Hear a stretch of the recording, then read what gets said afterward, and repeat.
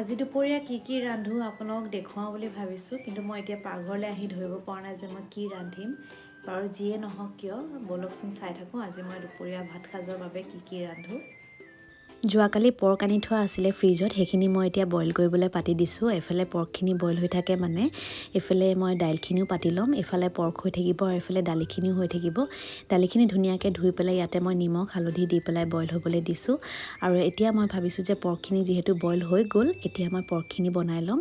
ইয়াতে মই একো মছলা ব্যৱহাৰ নকৰোঁ, নিমখ হালধি পিঁয়াজ আৰু নহৰু আদা অকল এইখিনিয়ে দিম। মই পিঁয়াজটো গুচাই লৈছোঁ আৰু নহৰু আদাখিনি মই এফাল পিঁয়াজ দি পেলাই খুন্দি ল'ম।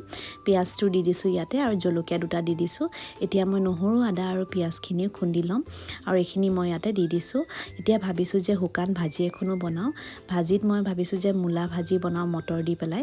ঠাণ্ডা দিন যিহেতু মূলা ওলাইছে বজাৰত, শুকানকৈ ভাজি খাই ভাল লাগে, সেইবাবে মই মিহি মিহিকৈ কাটি লৈছোঁ। আলু ভাজি যেনেকৈ কাটোঁ তেনেকৈ কাটিছোঁ আৰু এইফালে পৰ্কখিনিও এতিয়া ৰেডি হৈ গ'ল। আজি ৰাতিপুৱা মই ফুলকবি আলু মটৰ কণী দি পেলাই ভাজি বনাইছিলোঁ ৰুটিৰ লগত খাবলৈ, সেইখিনিও গৰম কৰি ছাইড কৰি ৰাখি দিলোঁ। এতিয়া মূলা ভাজিখিনি বনাই লৈছোঁ। ফোৰণত মেথি দিছোঁ, পিঁয়াজ আৰু শুকান জলকীয়া আৰু অকল এইখিনি দি পেলাই মই মটৰ কেইটামান দি পেলাই ভাজিখিনি এয়া হৈ গ'ল। আৰু এতিয়া ভাতটোও বহাই দিছোঁ। দাইলখিনি যে বইল কৰিছিলোঁ সেয়া মই তেল মাৰি দিলোঁ পাঁচফোৰণ আৰু শুকান জলকীয়া দি, আৰু এইফালে ভাতো ৰেডি হৈ গ'ল।